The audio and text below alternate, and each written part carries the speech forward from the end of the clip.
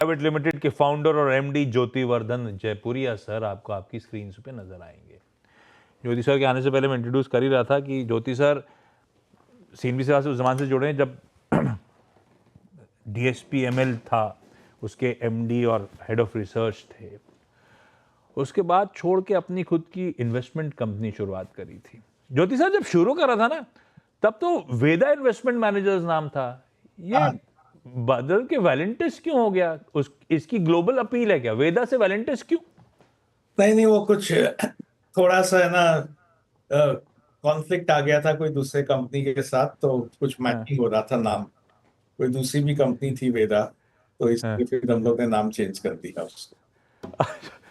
अच्छा Jyoti sir, good morning, thank you so much जुड़ने के लिए। डे 2 ट्रम्प टैरिफ्स का, वो डिस्काउंटेड रेसिप्रोकल टैरिफ्स का, कल तो मामला संभल गया था, आज मूड बिगड़ा बिगड़ा सा नजर आ रहा है।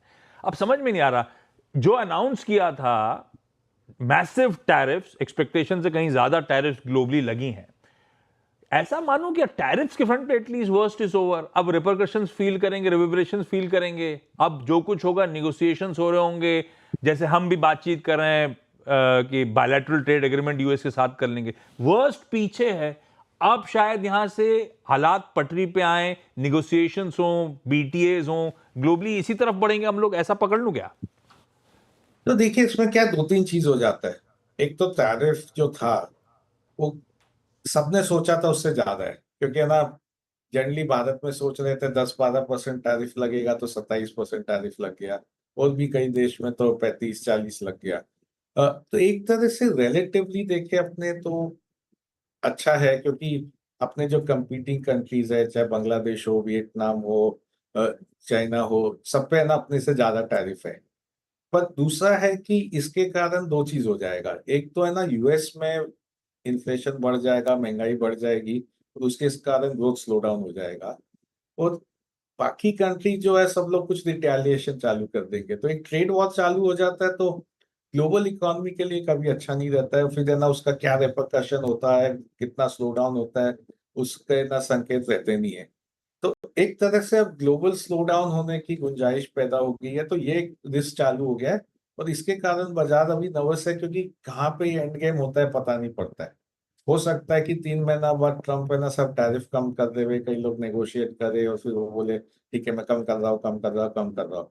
जैसे अपने है ना अपना बात कर रहे हैं कि उनके साथ एक फ्री ट्रेड अग्रीमेंट होएगा, और वो फ्री ट्रेड अग्रीमेंट काफी स्पेसिफिक अपने बात करेंगे, इस प्रोडक्ट पे इतना कम, उस प्रोडक्ट पे इतना कम, इस पे ज्यादा। और अभी तो उसने लगाया एक ग्लोबल टैरिफ एक तरह से कि भाई सब प्रोडक्ट पे 27% भारत के लिए लग जाएगा। दूसरा आज हुआ कि वो है ना, फार्मा को, सेमीकंडक्टर को जो एग्जाम किया था, आज वो बोला है कि फार्मा पे ना टैरिफ लगेगा, और बहुत बड़ा टैरिफ का संकेत दिया है। तो इसके कारण भी बाजार में नर्वसनेस आ गया है कि भाई कल देखे तो फार्मा अच्छा किया था, इसलिए फार्मा ने है ना एक तरह से मार्केट को कल बचा दिया था, पर आज फार्मा ही सबसे ज्यादा हिट ले रहा है।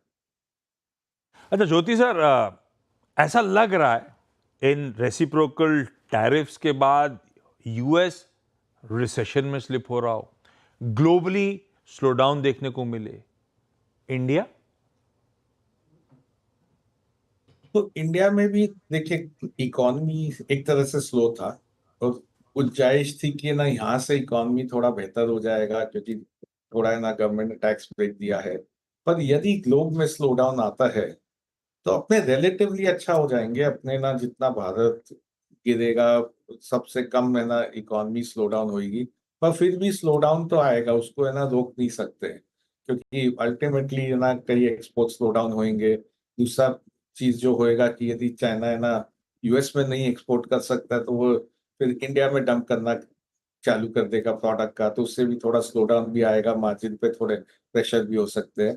तो वो है ना एक संकेत है कि यदि यूएस स्लो डाउन है, यूएस में रिसेशन है, तो कोई के लिए भी एक तरह से एब्सोल्यूट सेंस में अच्छा नहीं होएगा। अच्छा ज्योतिवर्धन सर, नमस्कार, वीरेंद्र बोल रहा हूँ। आपका जो आशीष का डिस्कशन हुआ, जिसमें आप global factors, global slow down, US slow down की बात कर रहे थे, ऐसे में हमारे इन्वेस्टर्स के लिए वो जो हाइडिंग प्लेस होंगे वो क्या होंगे? क्या वो पॉकेट्स जिनका बहुत ही ग्लोबल सरोकार नहीं है, वो हाइडिंग पॉकेट्स कौन सी होंगी? फॉर इंस्टेंस जैसे टेलीकॉम में भारती ने ये दौर बहुत अच्छे से निकाला, ऐसे कुछ और पॉकेट्स जहाँ पे आपका कन्विक्शन है जो कि फिर भी आपके आई थिंक परफॉर्मेंस को थोड़ा सा एज दे, प्राइस परफॉर्मेंस को? तो विजेंद्र जी, मैं कई बार बोलता था ना, बाय लोकल अवॉइड ग्लोबल। ये वापस वही दौर आ गया कि भाई लोकल ही लेना पड़ेगा, क्योंकि ग्लोबल जो भी एक्सपोर्ट सेक्टर्स है वहां पे ना एक क्वेश्चन मार्क हो जाता है ग्रोथ आउटलुक लेके। तो एक तो सेक्टर जिसका मैं जिक्र कई महीनों से कर रहा है वो है बैंक्स और फाइनेंशियल्स। तो बैंक्स फाइनेंशियल्स अभी भी अच्छे लगते हैं, वैल्यूएशन पे वो ठीक है। पिछले 10 साल का वैल्यूएशन देखिए और आज का वैल्यूएशन देखिए तो एक तरह से 10 साल के एवरेज से वो नीचे ट्रेड हो रहा है। तो वहां पे ना यदि आरबीआई देखे तो लिक्विडिटी बढ़ा रही है तो उससे थोड़ा डिपॉजिट ग्रोथ बढ़ जाएगा। तो ब्याज जो है वो कम हो रहा है तो एक बार शॉर्ट टर्म निम पे प्रेशर आ रहा है, तो वो आएगा। और उसका बाद जब रिवर्सल होएगा, जब है ना लोन पे भी है ना ब्याज घटने लग जाएंगे तो उनके निम बढ़ने लग जाएंगे। क्रेडिट ग्रोथ ठीक है, तो बैंक्स एक सेक्टर है जहाँ पे ना ध्यान दे सकते हैं। वो एकदम काफी डोमेस्टिक सेक्टर है। थोड़े है ना टेक्सटाइल्स और ये सब है जहाँ पे ना कुछ ग्लोबल स्लोडाउन से असर हो सकता है, पर वो है ना उनका बुक देखे तो 7-8% के नीचे ही है कई बैंक्स के लिए। तो बैंक एक सेक्टर है जहाँ पे देख सकते हैं। दूसरा है सीमेंट। तो सीमेंट में दो चीज हो चुके हैं, काफी कंसोलिडेशन हो गया सेक्टर में। पिछले यदि 18 महीना 2 साल में देखे तो कई छोटे प्लेयर को बड़े प्लेयर लोग खरीद लिए, तो इसके कारण थोड़ा प्राइस बढ़ाने की उम्मीद हो सकती है। पिछले 2-3 महीने में सीमेंट के भाव बढ़े हैं। और है ना डिमांड ठीक है, नया कैपेसिटी आने में थोड़ा स्लो डाउन हो रहा है, तो एक तरह से सीमेंट यूटिलाइजेशन बढ़ जाएगा और इंडस्ट्री कंसोलिडेशन होने के कारण प्राइस वॉर इतना नहीं होएगा। तो वो एक दूसरा सेक्टर है, ये भी लार्जली डोमेस्टिक सेक्टर है एक तरह से, क्योंकि यहाँ पे सीमेंट है ना ज्यादा इंपोर्ट नहीं हो सकता है। तो ये दोनों सेक्टर एक तरह से डोमेस्टिक है और इसी पे ध्यान देते हैं। फार्मा एक सेक्टर था जिसका मैं जिक्र करता था, पर अभी तो फार्मा में रुकना चाहिए जब तक ये टैरिफ का अनाउंसमेंट नहीं आ जावे। बिल्कुल ठीक। फार्मा तो अब अनसर्टेनिटी हो गई। अब देखते हैं क्या फाइनल अपडेट्स आते हैं ट्रंप एडमिनिस्ट्रेशन की तरफ से। ज्योति सर, एक कंफ्यूजन, ट्रंप के टैरिफ अनाउंसमेंट्स के बाद इवेंचुअली पैसा यूएस से इमर्जिंग मार्केट्स में आएगा या इमर्जिंग मार्केट्स दरअसल निकल के यूएस जा रहा होगा? कल से डिफरेंट व्यूज सुनने को मिल रहे हैं और सुनने में ऐसे दोनों लॉजिकल लगते हैं मुझे। आपका टिल्ट किस तरफ है सर? तो देखिए, जब है ना टैरिफ आया उसके पहले मेरा ध्यान था कि पैसा अभी इमर्जिंग मार्केट में आएगा और भारत के लिए अच्छा रहेगा, क्योंकि भारत में भी आएगा। क्योंकि 2-3 चीज हो गए। एक तो जो है ना भारत की वैल्यूएशंस है वो एक रिलेटिव बेसिस पे अब इतनी महंगी नहीं लग रही है। दूसरा है ना एफआई लोग अंडरवेट हो गए भारत। तो अंडरवेट हो गए तो एट सम पॉइंट वो लोग न्यूट्रल जाएंगे, फिर ओवरवेट भी जाएंगे, तो पैसा इमर्जिंग मार्केट में आएगा। और तीसरा है ना जो डॉलर इंडेक्स था, तो डॉलर डिप्रिशिएट हो रहा था। जब भी डॉलर डिप्रिशिएट होता है तो एक तरह से अपने को देखने मिलता है कि पैसा इमर्जिंग मार्केट में आता है। जब डॉलर अप्रिशिएट होता है तो पैसा वापस यूएस चला जाता है। अभी जब यदि है ना स्लो डाउन और रिसेशन आ जाता है, और रिसेशन है ना ज्यादा संकेत है रिसेशन यूएस में आएगा सबसे पहले। और वो जब होता है तो लोग है ना एक तरह से होम मार्केट बायस, जिसको मैं बोलता हूँ कि लोग को डर लगता है, फिर वो चले जाते हैं वापस होम मार्केट में।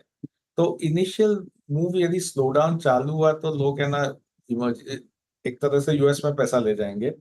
पर यदि भारत का ग्रोथ दूसरे इमर्जिंग मार्केट का ग्रोथ ज्यादा गिरता नहीं है तो एक तरह से रिलेटिवली भारत फिर भी है ना अच्छा ग्रोथ दिखाने में काबिल हो जाता है, तो फिर है ना पैसा वापस इमर्जिंग मार्केट में आना चालू हो जाएगा। तो एक तरह से फर्स्ट मूव होता है कि भाई बहुत अनसर्टेनिटी है तो पैसा यूएस में ले जाओ। और बाद में जब है ना दूसरे इमर्जिंग मार्केट्स अच्छा करने लग जाते हैं तो पैसा वापस इमर्जिंग मार्केट आना चालू हो सकता है। अभी अनसर्टेनिटी है, पैसा जा रहा है। जब हिंदुस्तान प्रूव करेगा कि यहाँ पैसा बन सकता है तो बट ऑब्वियस है पैसा ग्रोथ को चेज करने लौटेगा। उसके लिए इंपॉर्टेंट है कि हमारा कॉर्पोरेट इंडिया अच्छे तिमाही नतीजे डिलीवर करे, जो अगले हफ्ते से शुरू होंगे। तो देखते हैं, इस बार तो अनलाइकली है कि बहुत अच्छे नतीजे आ रहे होंगे, लेकिन कमेंट्रीज बहुत इंपॉर्टेंट हो जाएंगी। Jyoti sir, thank you so much जुड़ने के लिए। तो भारत रिलेटिवली बेहतर प्लेस्ड होगा इस टैरिफ एनवायरमेंट में, लेकिन जब सबकी पिटाई हो रही होगी तो हो सकता है हम भी गिर रहे हो, कम गिर रहे हो बस। कौन सी पॉकेट्स बेहतर लगती हैं भाई साहब? बैंक्स, फाइनेंशियल्स और सीमेंट, डोमेस्टिक ड्रिवन। एक फार्मा रडार पे था ज्योति सर के, लेकिन आज सुबह सारे समीकरण ट्रम्प साहब ने बिगाड़ दिए हैं, तो अभी उस पॉकेट से दूर। तो बैंक्स और फाइनेंशियल्स और सीमेंट में अच्छी स्टोरीज, अच्छे फंडामेंटल स्टॉक्स चाहें तो आप इन लेवल्स पे एक्यूमुलेट करना शुरू कर सकते हैं। आगे बढ़ रहा हूं।